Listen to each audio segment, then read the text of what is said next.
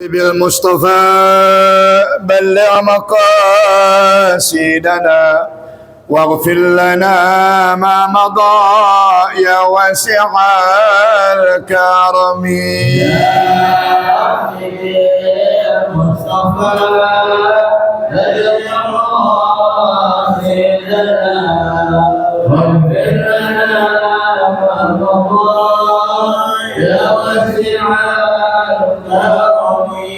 اللهم بارك لنا في رجب وشعبان وبلغنا رمضان وأئنا على الصيام.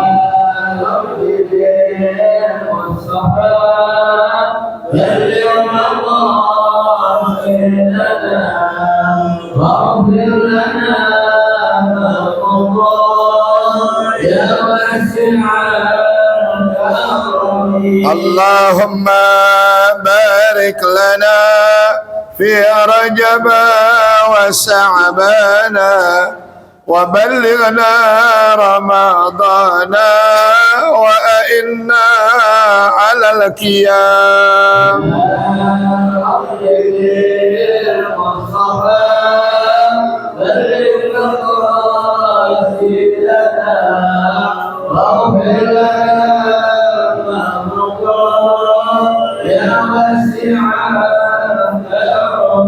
اللهم بارك لنا في رجب وشعبان وبلغنا رمضان وأئنا بالقرآن.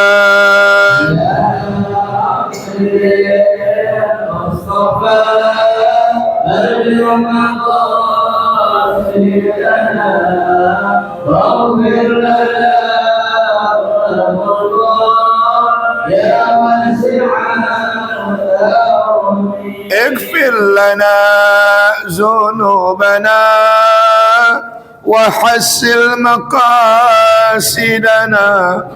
اغفر لنا ذنوبنا وحسن مقاصدنا.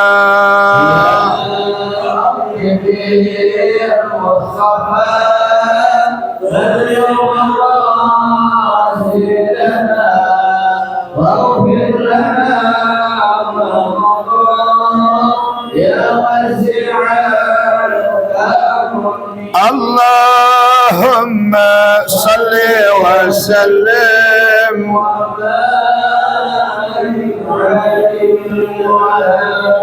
وعلى آله وأصحابه أجمعين. الفاتحة بالنية. أن الله يفتح علينا فتوح العارف والمنوح والرزق وصل الجسد والروح وتوبة النصوحة وعلى كل نية صالحة دافعة لكل شر جالبة لكل خير لنا ولوالدينا ولأحبابنا ولمعلمينا ولأستاذنا ولمن حق علينا أجمعين. لجميع المسلمين والمسلمات والمؤمنين والمؤمنات الأحياء منهم والأموات خصوص الأرواح من بنى هذا المسجد ومن قام هذا المسجد الجامع لإمران المتقدمين والمتأخرين. أن الله يغفر لهم ويرحمهم ويعلي درجاتهم في الجنة وأن يعيد علينا من بركاتهم وأسرارهم وأنوارهم وعلومهم ونفحاتهم في الدين والدنيا والآخرة وإلى حضرة النبي محمد صلى الله عليه وآله وسلم وعلى زوجاته وذريته وأهل بيته أن الله يتغشاهم بالرحمة والمغفرة بسير الأسرار. الفاتحة. أعوذ بالله من الشيطان الرجيم. بسم الله الرحمن الرحيم. الحمد لله رب العالمين الرحمن الرحيم مالك يوم الدين. إياك نعبد وإياك نستعين. اهدنا الصراط المستقيم صراط الذين أنعمت عليهم غير المغضوب عليهم ولا الضالين. رب اغفر لي ولوالدي. بسم الله الرحمن الرحيم. لا إله إلا الله أستغفر الله. اللهم صل وسلم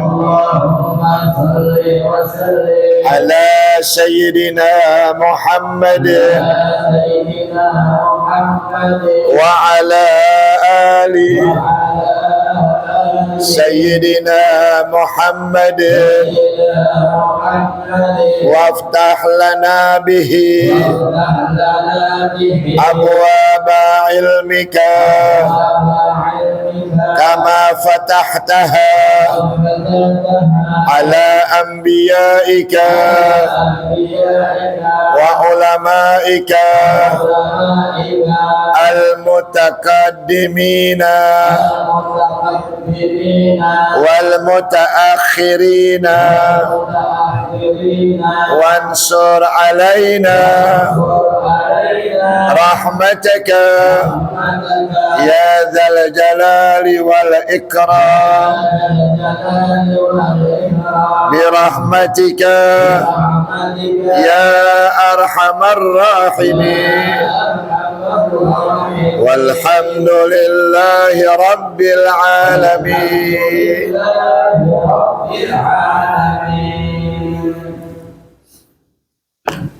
Bismillah walhamdulillah wassalatu wassalamu ala rasulillah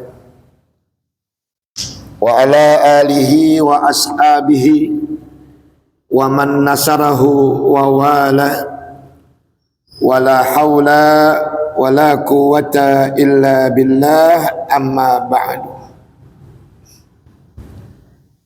Fa inna astaqal hadis kitabullahi ta'ala wa khalaq hadi nabiyyina Muhammad sallallahu alaihi wa alihi wa sallam wa syarrul umuri muhdatsatuha wa kullu muhdatsatin dhalalah wa kullu dhalalatin finnar.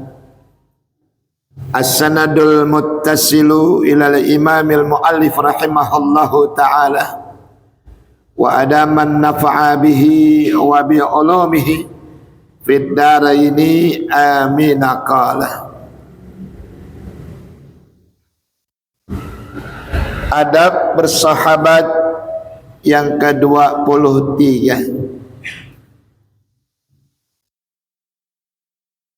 Telah sama kita buka majlis kita dengan sama kita membaca salawat ummul kitab dan doa majlis.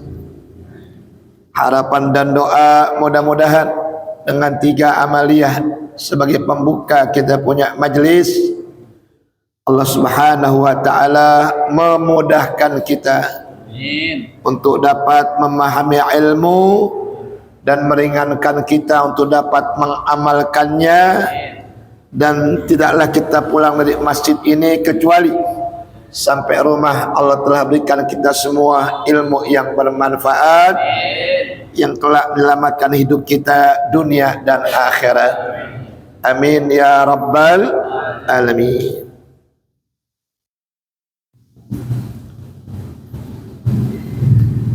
Adab yang ke-23 di dalam kita bersahabat, berteman, berkawan dengan siapapun. Apabila berkata sahabatmu itu, hendaklah ia diam, mendengarkan apa yang diucapkan oleh sahabat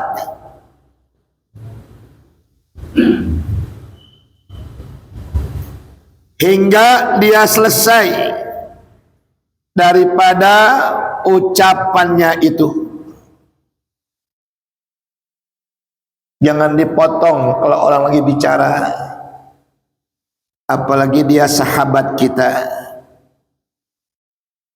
Dan lebih parah lagi, kita nggak mau dengerin.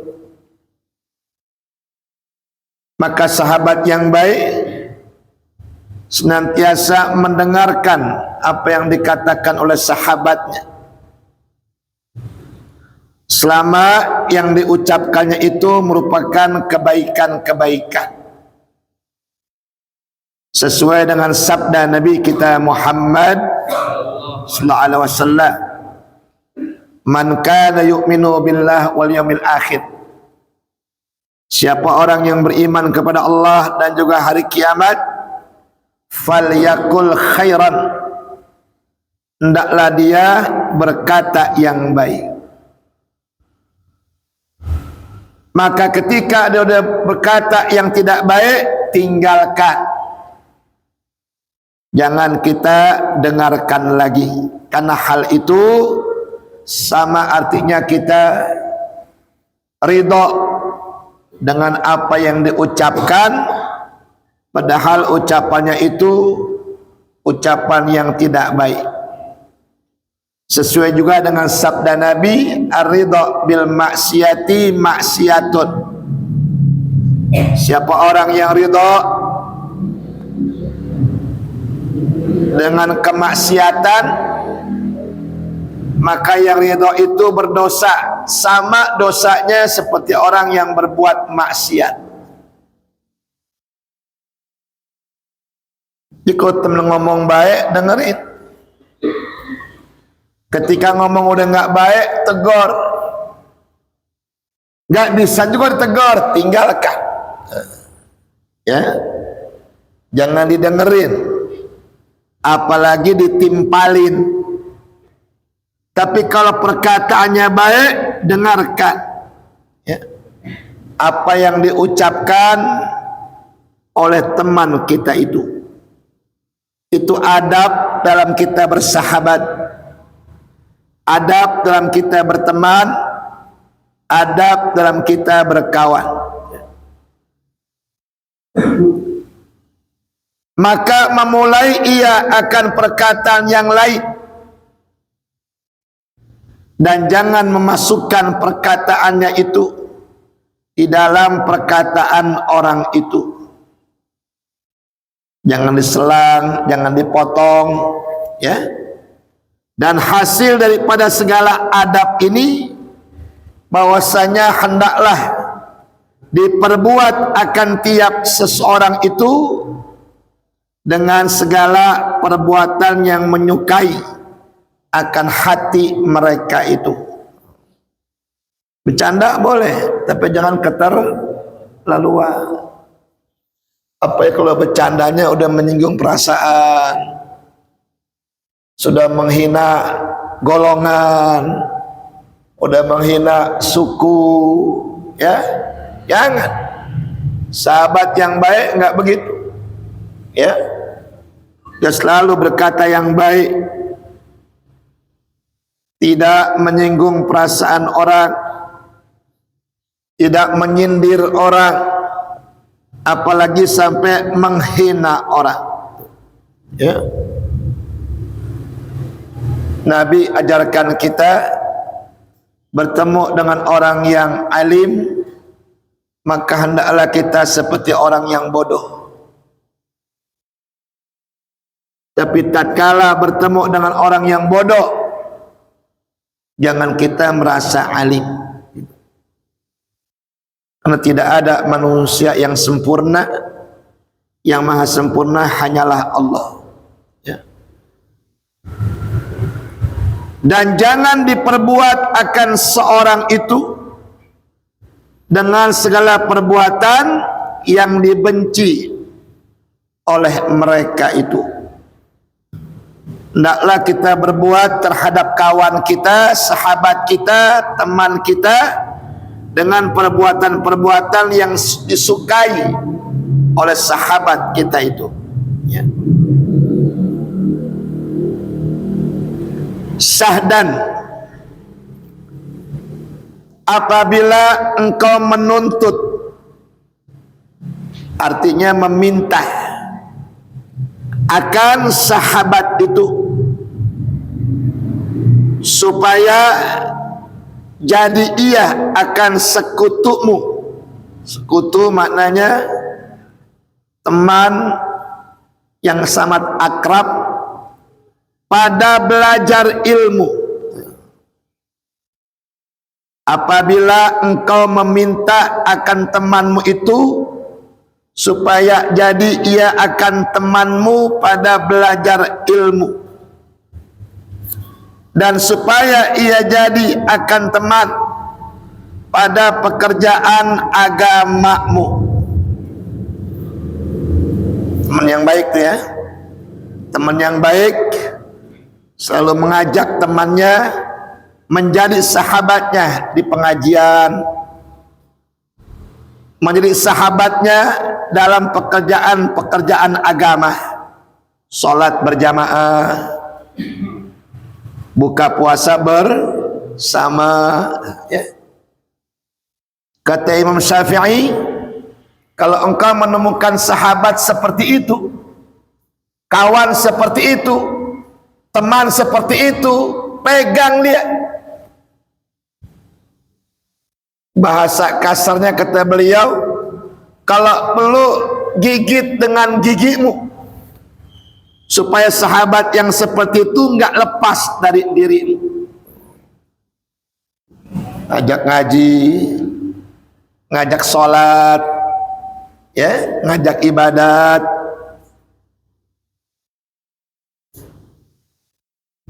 dan juga mengajak dia menjadi teman dalam perkara-perkara duniamu yang tentu saja berhubungan dengan perkara-perkara yang halal, ya. Walaupun dia teman akrab sama kita, tapi ngajakin soal dunia pada perkara-perkara yang haram, jangan diikuti. Sesuai dengan sabda Nabi, la ta'ata li makhlukin. La-nya harfun naf'i, melarang tuh. Jangan sekali-kali kalian, ya, jangan sekali-kali kalian taat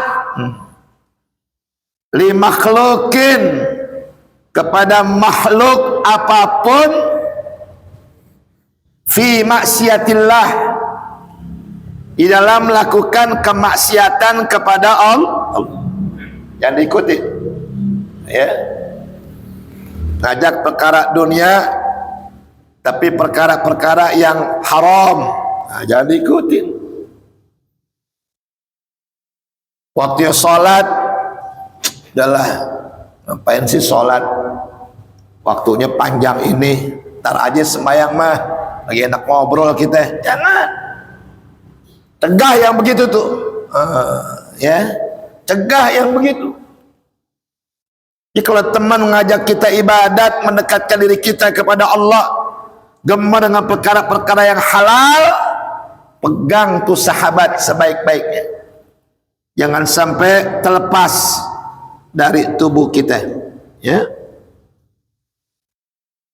Atau jadi teman di dalam perjalanan. Dia baik nih orang ini, ibadahnya rajin, ya. Kayaknya kalau diajak musafir, kayaknya saya nggak sholat, pasti sholat. Nih orang sholat soalnya. Maka hendaklah engkau peliharakan di dalamnya itu akan 5 perkara. Pertama, orang yang berakal, maka tak dapat engkau kebajikan pada bersahabat kepada orang yang kurang akalnya. Karena pada akhirnya itu kembali kepada perkelahian, saling menyakitkan hati, ujung-ujungnya berseteru, akhirnya bermusuhan, ya. Boleh berteman, cari teman yang kalau bisa berakal sehat, yang dengan akalnya selalu mengajak kita kepada kebaikan. Ya, jangan nih, nggak bagus nih, yang bagus ini nih, ya, ditinggalin nih, yang ini boleh kerjain. Tuh teman berakal kayak gitu, ya. Jangan mentang-mentang teman, bahasa kitanya solider ya, solider gitu. Orang-orang ini pada minum, emang kita mah nggak minum ya. Teman kita nyautin, bolehlah sekali-kali segelas, ya, nggak enak. Yang lain pada minum kita kagak, ya. Kalau bertemu teman kayak gitu tinggalin. Itu tidak memutuskan tidak memutuskan silaturahim. Menjauhi orang yang nggak baik, yang kalau kita deketin kita ikut nggak baik, itu nggak memutuskan silaturahim, enggak. Itu diperintahkan oleh Allah dan dicontohkan melalui akhlaknya Nabi kita Muhammad sallallahu alaihi wasallam, ya. Kenapa kita mesti mencari teman yang berakal?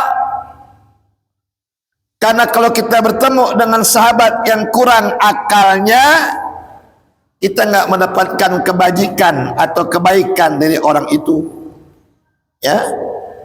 Karena nggak dapat kebaikan, akhirnya kembali kepada perkelahian, bisa juga saling menyakiti hati dengan dia. Maka berseteru yang berakal itu terlebih baik daripada teman yang tiada berakal. Kita berseteru sama teman yang berakal akan ada baiknya, tapi berseteru sama teman yang nggak berakal jadi dendam, ya, karena dia berpikir dengan akalnya, bukan berpikir dengan iman dan ilmunya, ya. Kedua, hendaklah kita berteman dengan orang yang baik kelakuannya, yang baik akhlaknya. Maka jangan berteman dengan orang yang jahat kelakuannya. Walaupun kita orang baik, banyak bergaul sama orang jahat, sedikit banyaknya orang beranggapan kita nggak beda sama teman kita yang jahat, ya. Saya pernah cerita kejadian mau sembahyang subuh, ada tukang taksi ngantrin perempuan, mabok rupanya itu perempuan, turun dari taksi sempoyongan jatuh, pakai daster doang, nggak pakai daleman, pakai daster doang, nggak pakai daleman. Kalau nanya, kok Ustadz tahu? Cerita masih begitu nolongin, bukan gue yang nolongin. Ada orang mau sembahyang subuh, kesian lihat perempuan kayak gitu. Kebetulan dia tahu kosnya di mana tuh perempuan. Namanya lagi mabuk, udah nggak kuat jalan, diapain? Digotong kan. Jadi tangan yang kanan diselempangin leher dia, sambil dipegangin dia pegang apanya tuh, badannya gitu, ya. Begitu pagi ada yang cerita, Ustadz nggak nyangka tuh orang, kenapa rajin ke masjid, kenapa emangnya? Pelok-pelokan sama perempuan, pelok-pelokan. Karena kan subuh nggak kelihatan ya, gelap gitu kan.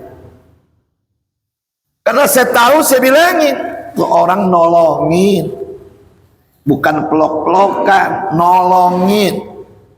Dalam keadaan mabuk, turun dari taksi jatuh, dia tahu tempat kosannya, ditolongin. Tujuannya baik gak? Tujuannya baik gak? Tujuan kita baik belum tentu kata orang baik. Ya, teman kita lagi pada main kartu, kita duduk di situ. Tuh. Pasti sedikit banyaknya orang menyangka kita ikut main, padahal kita nggak main. Tuh. Maka ketemu yang begitu-begituan tuh jauhin deh, tinggalin, karena kita bakal kena fitnah padahal kita nggak berbuat, disangkanya berbuat. Ya. Kita nggak berbuat, sangkanya berbuat. Tuh. Kalau bapak nyolong motor bapak saya beli, salah nggak saya? Jawab, bapak nyolong motor bapak saya yang beli, salah nggak? Salah nggak? Apa namanya? Penada. Penada kita. Ya, karena membeli barang curian.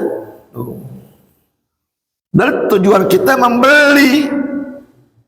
Tapi karena ini beli itu barang curian, kita jadi salah.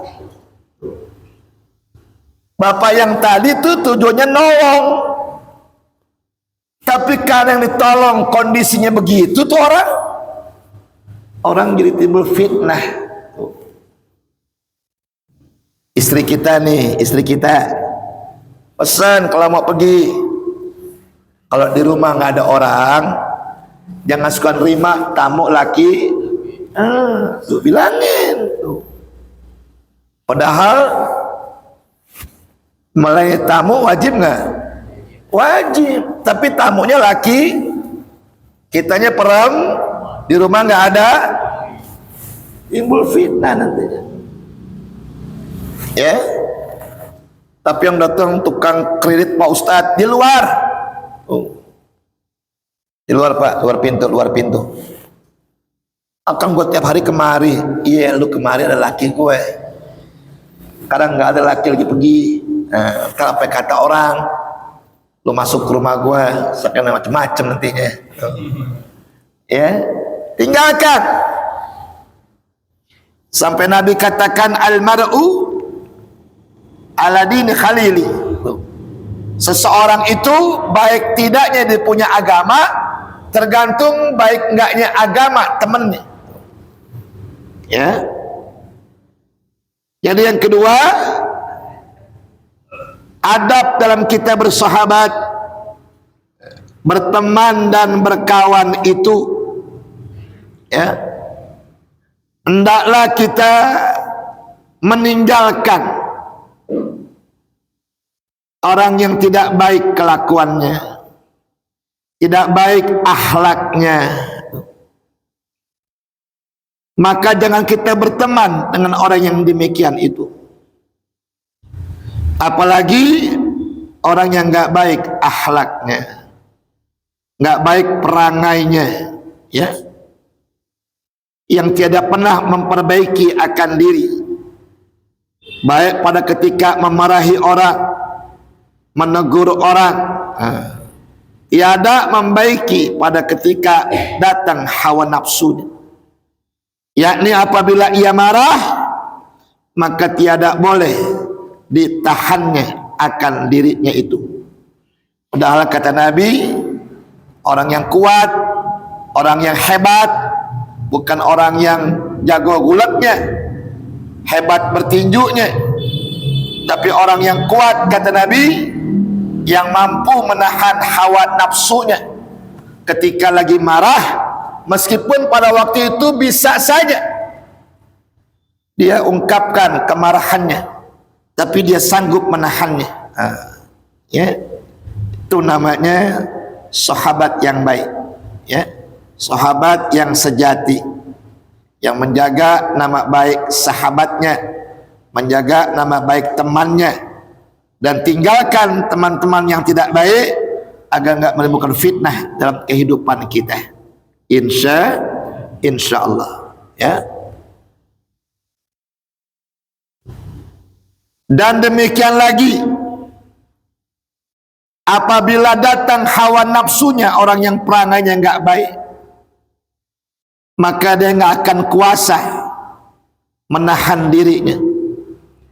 Dan sesungguhnya telah berkumpul akan yang demikian itu di dalam wasiat Alqamah Al-Ataridi rahimahullahu ta'ala bagi anaknya tatkala dia hendak mati, dengan katanya, ya bunayya idza aradta subhah insanin fasbah man idza aqattanhu sanak.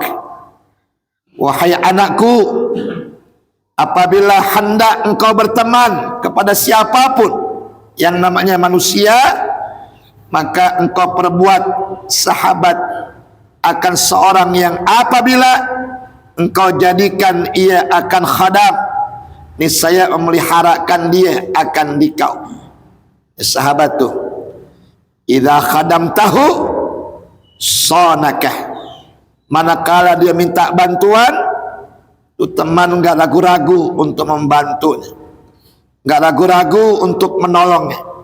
Wa idza sahabtahu zanaka, dan apabila engkau jadikan ia akan sahabat, niscaya memperbaiki akan dikau.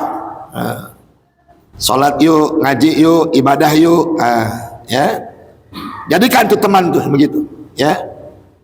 Wa in ka'adat bika mu'natun manaka, dan jikalau dengan dikau belanja, niscaya memberi ia akan dikau akan apa saja yang dibelanjakannya. Tuh. Paham nggak maksudnya, Pak? Ngajak teman belanja, beliin, itu maksudnya. Ngajak doang, beliin. Lebaran nih, antara gue yuk kata nabang nyari celana, ya. Oh, teman yang baik tuh beliin temennya, minimal tawarin, lu mau nggak? Lu mau ambil aja atuh. Tuh, ada nggak yang begitu? Ada kayaknya tuh, ya. Temen udah bengong aja ngeliat temennya belanja, cuma suruh nganterin doang. Makan yuk, di mana? Pecel lele. Tuh. Ikut dia, nggak makan, ngeliatin doang dia makan, kagak diajak makan. Allah, minimal tawarin, mau kagak mau urusan dia, ya. Kan ada teman-teman kadang-kadang basa-basi, belum makan bilangnya udah makan, gitu. Kita teman yang baik gimana deh? Walaupun dikit makan, tuh. Masa lu gua ajak makan lu nggak makan, gitu. Ya, bilangnya udah makan padahal belum makan, pada ditawarin, alhamdulillah nambah. Kita emang nggak nambah, dia mah nambah. Teman yang baik, alhamdulillah, ya, dikasih makan, dia nambah tuh, ya. Ishab man idza madatta yadaka lil khairi maddaha. Kemudian perbuat oleh kalian akan sahabat kalian itu yang apabila engkau beri akan dia dengan kebaikan, niscaya ia membalas akan kebaikan itu. Kita nggak mengharap, enggak, kita nggak mengharap, tapi teman yang baik nggak pernah melupakan kebaikan sahabatnya, nggak pernah melupakan kebaikan temannya. Tuh. Sifat manusia sama Allah tuh beda jauh. Kalau manusia begini, kita banyak berbuat baik sama dia, sekali nggak berbuat baik, kebaikan kita hilang tuh. Kebaikan kita hilang. Padahal kita nggak berbuat baik cuma satu kali, sedangkan perbuatan baik kita banyak. Perbuatan baik yang banyak bisa hilang seketika gara-gara perbuatan yang nggak baik cuma sekali. Manusia, tapi Allah tidak. Kita tidak berbuat baik banyak benar, maksiatnya banyak, dosanya banyak. Justru dengan perbuatan baik yang cuma satu kali, semua perbuatan jahat kita dimaafkan oleh Allah. Kalau manusia tadi, kesalahan yang satu menghapuskan jutaan kebaikan. Kalau Allah tidak, berbuat baik satu menghapuskan jutaan dosa dan maksiat kita. Nah, carilah teman yang punya sifat kayak Allah, nggak pernah melupakan kebaikan temannya. Ketika temannya nggak berbuat baik, jangan lihat nggak baik hari itu aja. Kemarin-kemarin banyak perbuatan baik yang dilakukan terhadap kita. Bini, Pak, bini. Kalau kita pulang bawa duit sedikit, ngomel nggak? Takut jawabnya. Kita pulang nih nggak bawa duit deh, atau bawa duit cuma sedikit, ngomel nggak? Jawab, ngomel nggak? Padahal kemarin-kemarin kita bawa duit banyak. Itulah sifat manusia. Kemarin-kemarin bawa duit banyak, begitu hari ini bawa duit sedikit, yang banyak dilupain, yang diingat yang sedikit melulu. Ya, Masya Allah, bini kita nggak begitu, ya. Yang begitu yang di sono, di sini enggak, insya Allah, ya. Wa in ra'a minka hasanatan addaha. Dan jika melihat ia daripadamu akan kebaikan, niscaya membilang akan dia. Makasih ya. Aduh, kalau nggak ada elu nih gue, nggak ada nolongin gue nih. Ya, sebut kebaikan dia, nggak apa-apa. Wa in ra'a minka sayi'atan saddaha, ya. Dan jika melihat kepada teman kita suatu ketidakbaikan, dia tutupin, ya. Dia tutupin ketidakbaikannya, bukan malah diperlebar, ya. Bukan malah diperlebar, apalagi jadi abu gosok, ya. Jadi abu gosok, ya. Pantesan begini, pantesan begitu, cuman satu diomongin, gara-gara pantesan begini, pantesan begitu, jadi lebar kemana-mana. Ya, nggak boleh punya teman seperti itu. Teman yang baik nutupi kesalahan saudaranya, ya. Yang terakhir, ishab man idza qulta saddaqa qaulaka wa in hawalta amraka i'tamarhu wa in tanaza'tuma fi syai'in asaraka. Berbuatlah kalian terhadap kawanmu, sahabatmu, saudaramu akan seorang yang apabila berkata engkau, niscaya membenarkan perkataanmu itu. Dan jika engkau serahkan akan pekerjaanmu itu akan dia, niscaya mengerjakan ia dengan penuh kesungguhan. Dan jika berbantah keduanya, ada perselisihan, ada perkelahian, ya, maka hendaklah engkau mendamaikan kedua sahabatmu itu yang saling berseteru dengan satu masalah, bukan malah ngadu-ngadu dong. Damain, ya. Lihat temen nih bersengketa, ada masalah sampai timbul saling nggak nanya dan sebagainya. Teman yang baik bukan malah memperkeruh keadaan, damaikan keduanya dengan penuh bijaksana, ya, dengan penuh bijaksana. Makanya Sayyidina Umar tuh berwasiat gini, berteman jangan terlalu akrab. Ingatin tuh, ya, berteman jangan terlalu akrab. Nanti saking akrabnya ada masalah tuh di antara keduanya. Yakinlah yang tadinya akrab bisa jadi musuhmu yang paling nyata. Paham nggak tuh? Tapi sebaliknya, Jangan juga memusuhin orang sampai apa nama itu, kesumat, sampai dendam kusumat. Kalimatnya serem. Rumah 7 turunan, nggak bakal mau negor dia. 7 turunan nggak bakal mau ke rumah dia. Jangan. Musuhmu itu kalau udah baik akan jadi orang yang paling baik, tapi tetap asalnya bekas apa? Bekas musuh. Asalnya bekas musuh. Ya, saya dengan Ustadz Adi ditawan musuh, padahal saya teman akrab nih. Kata musuh, tolong ente bunuh dia. Nih saya kasih pistolnya tuh, ya, karena merasa sahabat. Saya bunuh nggak? Kagak saya bunuh. Tuh, ya, dikasih pistolnya ke dia, suruh bunuh saya. Kalau kamu nggak bunuh, kamu yang saya bunuh.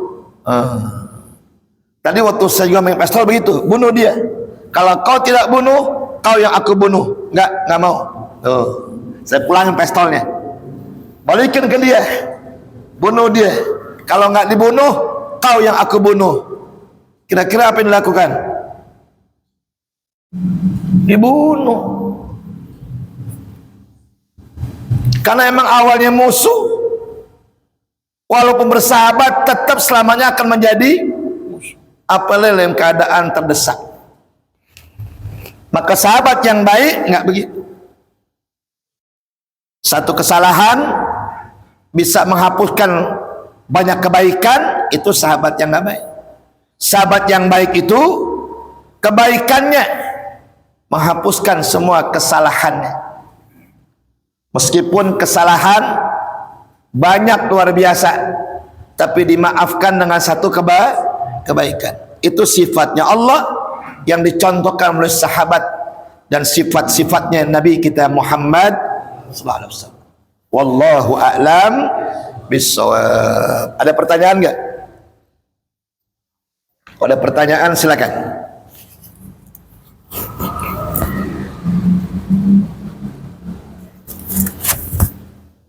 Ada pertanyaan?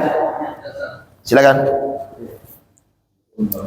Waalaikumsalam warahmatullahi wabarakatuh.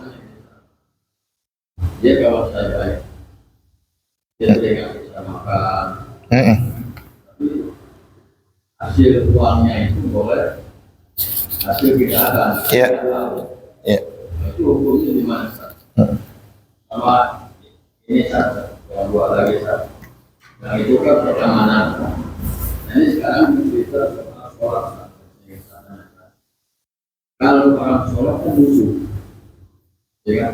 Sekarang dia balik katakan begini, itu hukumnya di mana?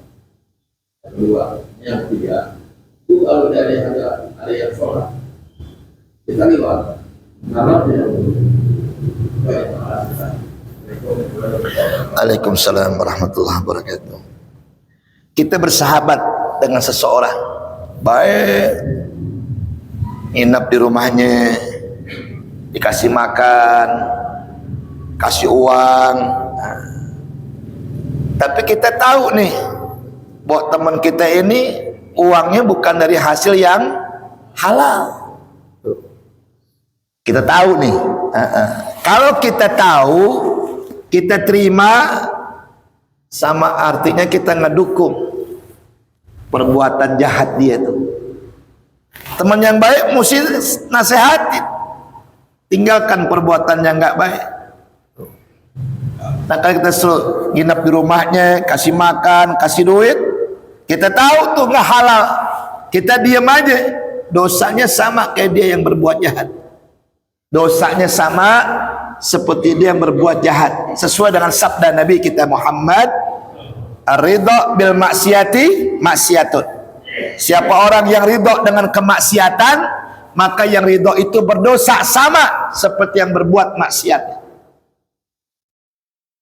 Tapi lain hal kalau kita tidak tahu, ya, kita nggak tahu.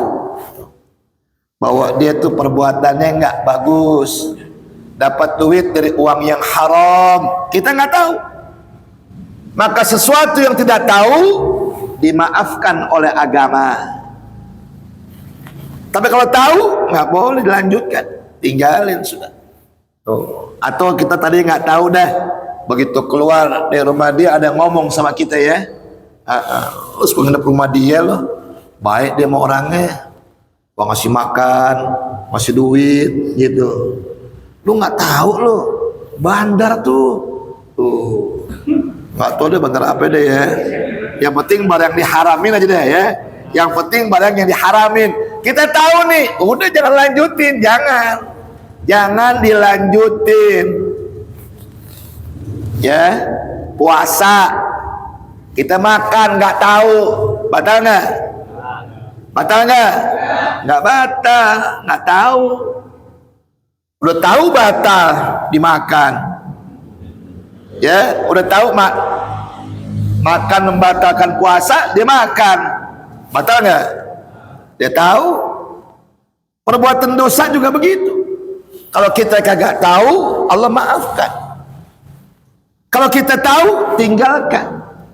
Karena kalau tidak, sama artinya kita bersekutu dengan perbuatan jahatnya, dengan perbuatan maksiatnya. Sebaik apapun dia, tinggalkan. Ya, satu. Yang kedua, soal sholat.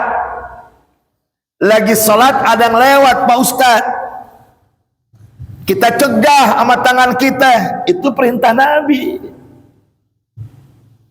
Itu perintah Nabi. Mau lewat lagi, cegah. Berapa kali itu? 2 kali. Mau lewat lagi, seram kata Nabi, uktul, bunuh kata Nabi. Itu bukan manusia lagi kata Nabi. Sekali, lewat lagi, 2 kali, lewat lagi, bukan manusia lagi kata Nabi itu. Kias tuh maksudnya, kias. Nah pertanyaannya, bagaimana hukumnya melewati orang yang lagi keras dosanya? Kata Nabi kita Muhammad sallallahu alaihi wasallam, kalau orang tahu betapa dosanya ngelewatin orang yang lagi sholat, mendingan dia berhenti selama 40 tahun menunggu sampai tuh orang selesai sholatnya. Berapa tahun? Apa itu maknanya? Melewati orang yang lagi sholat, dosanya 40 tahun belum tentu dimaafkan Allah. Nggak boleh. Kalau melewatin belakangnya, jangan depannya. Kalau mau depannya, lewatin sejadahnya, jangan di atas sejadahnya tempat dia sujud. Kalau dia sholat di situ tuh, kalau sini nggak apa-apa, tuh, ya, atau belakangnya. Karena orang sholat kan melihat apa? Melihat tempat sujudnya. Nah tempat sujudnya ente injak. Orang sholat nih, melihat ke tempat sujudnya diinjak, dosanya kayak apa tahu? Lewat depannya atau belakangnya. Nah, kalau Jumatan nih kadang-kadang nih, ya, kalau lagi sholat melewatin aja, main apa? Geser aja. Jangan, tungguin qomat. Pas qomat pasti ada yang kosong di sini, yang belakang maju, yang belakangnya maju, kita yang belakang maju. Jangan khotib lagi khutbah, geser-geser pala orang lagi. Pala orang digeser-geser. Nggak sopan tuh, ya, nggak sopan. Ada orang mau wudhu, pecinya taruh di mana itu tuh pecinya. Dari pintu ngelihat nih, ada kosong loh. Pas datang ada pecinya. Ente tempatin, haram. Nggak boleh. Udah ngasih tanda, peci taruh situ, ya. Udah ente di situ, pecinya dilempar ke belakang lagi. Nggak boleh. Dia ngasih tanda ada orang ada peci, nggak boleh. Jadi satu, kalau kita tahu orang berbuat salah, tegur. Berbuat dosa, tegur. Walaupun dia berbuat baik sama kita, kalau nggak tegur, tinggalin. Yang kedua, Kalau kita sholat ada yang lewat kita cegah dengan tangan kita, itu perintah Nabi. Bahkan Nabi sabdakan 3 kali. 3 kalinya bukan manusia lagi kata Nabi. Berarti melewati orang yang lagi sholat dosa tidak? Melewati orang yang lagi sholat dosa tidak? Dosanya berapa tahun? 40 tahun. Belum tentu dimaafkan Allah. Ada lagi yang lainnya? Ya. Tidak ada orang sholat, nggak ada pembatasnya, apakah itu ada jalan berapa itu bisa lewat nggak? Ya. Kalau sejadah ini nih batasnya garis nih. Ya, garis. Jadi kakinya di garis dia. Ini garis buat kaki orang. Berarti batas jadah dia dari garis dia sampai garis sini. Kita lewat sini nggak apa-apa. Yang nggak boleh ngelewatin tempat di mana dia ngelihat tempat sujudnya. Kita injak karena kita lewat, itu yang nggak boleh. Ya, dan jangan sekali-kali kita lakukan, dosanya luar biasa. Bapak tamu Pak, tamu nih, ngobrol sama tamu nih, anak bolak-balik mulu. Lagi ngobrol sama tamu nih, anak bolak-balik mulu, kesel ya kira-kira, kesel ya. Kita lagi bicara sama Allah. Inna sholati lewat, wa nusuki lewat. Ya, kesel kita. Kita lagi sembah aja kesel, apalagi yang lagi disembahnya, yakni Allah. Makanya dosanya nggak tanggung. 40 tahun belum tentu dosanya dimaafkan Allah. Ya. Nah, sunnahnya memang kalau kita mau sholat, depan kita taruh apa itu? Pembatas, ya. Bisa berupa penggaris, apa saja. Bisa berupa bangku, bisa berupa tiang, supaya orang nggak lewatin tempat sholat kita. Sunnahnya seperti itu, ya. Misalnya tromol nggak dipakai nih, kita mau sholat situ tuh, depan kita taruh tromol tuh. Supaya orang nggak lewatin depan tromol sana, jangan lewatin depan kita sholat, ya. Disebut apa dalam bahasa Arabnya tuh? Apa? Ya, bukan pemisah laki perempuan ya, bukan. Pemisah antara kita yang sholat sama yang kagak sholat.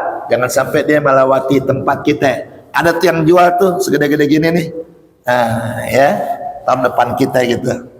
Kita sholat itu depan, dia nggak berani lewat sini, lewat sana, apa? Ya, kalau ini sejadah udah ada tandanya nih, yang putih, ya jangan sampai kita injak. Ada lagi yang lainnya? Lalu gimana kalau yang lewat itu anak kecil? Ya, ini kadang-kadang kendala nih, ya.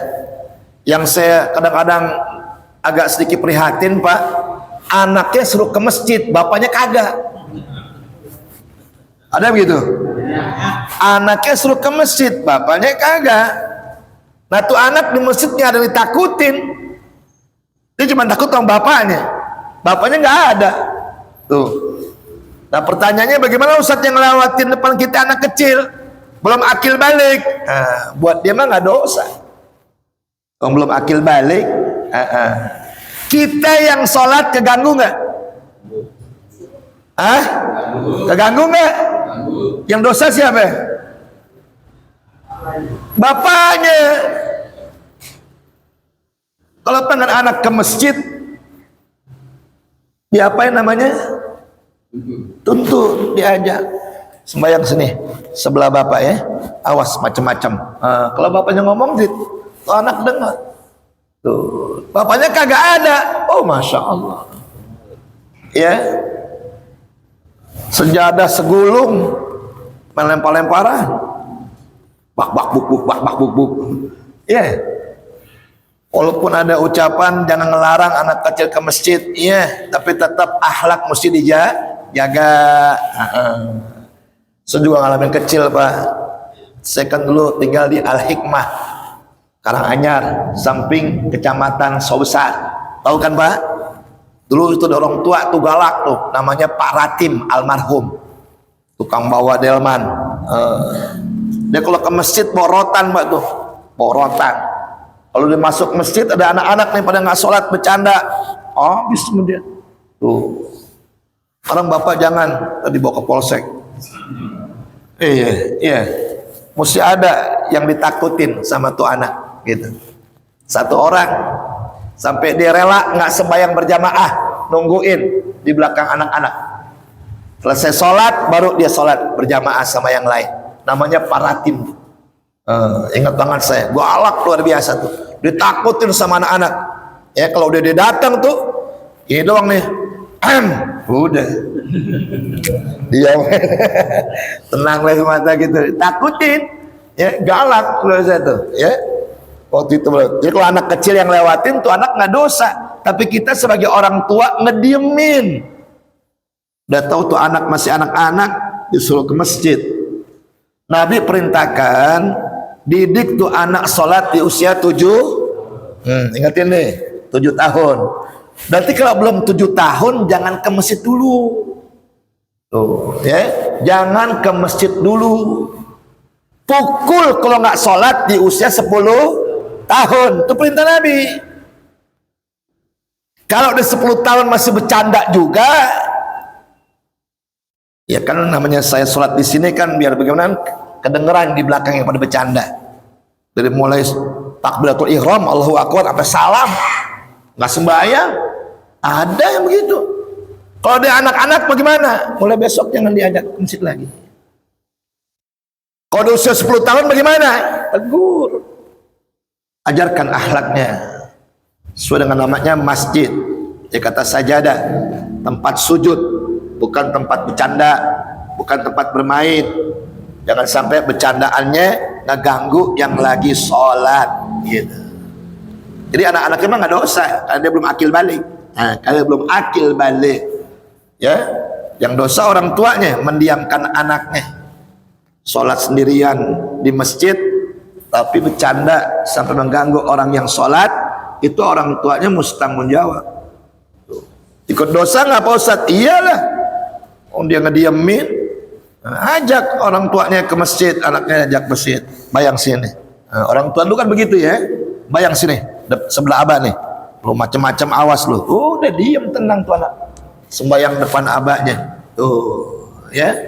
Anaknya di masjid, bapaknya lagi nonton film Korea di rumahnya. Dia nggak mau tahu tuh anak bercanda apa enggak di masjidnya. Jadi kalau udah akil balik, bapak bisa ketarain pak, ketarain aja.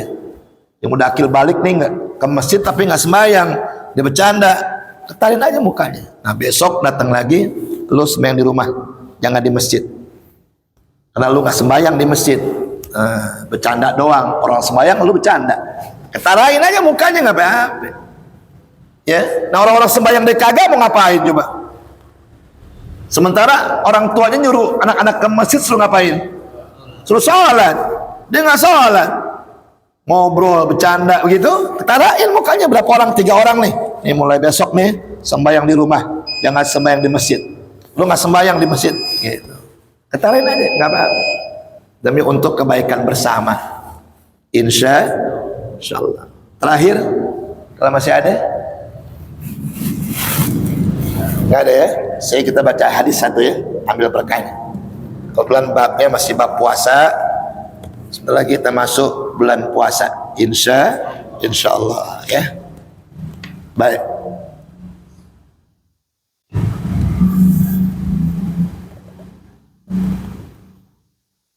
Anir Rabi' binti Muawwiz, man asbaha muftirun, man asbaha muftiran falyutimma baqiyata yaumihi wa man asbaha shaiman falyasum. Siapa orang yang berpagi-pagi dia membatalkan puasanya, berarti sengaja nggak? Sengaja tuh ya.